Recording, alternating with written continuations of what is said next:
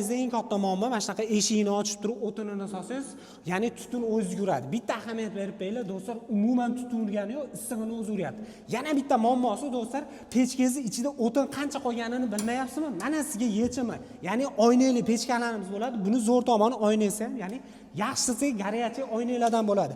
Listlariga ahamiyat berib qo'ysanlar, har bitta pechkamiz uchli bo'ladi, ichlari 4.2, 4.5 bo'ladi. Eng qizig'i do'stlar, mana shunaqa kraskalanganlar hammasi 1200 gradusgacha chidar ekan. Pechkamizni любой joyiga 2 yilgacha garantiya berishadi. Olov yonayotgan joylari hammasi cho'yandan bo'ladi. Oddiy temir bas, любой pechkani olsangiz, hammasi ya'ni cho'yandan bo'ladi. Xolasangiz, saunaga xolasangiz, bir donali xolasangiz, uyning o'rtasiga xolasangiz, ikkita uyda isitadigan pechkalar bo'ladi.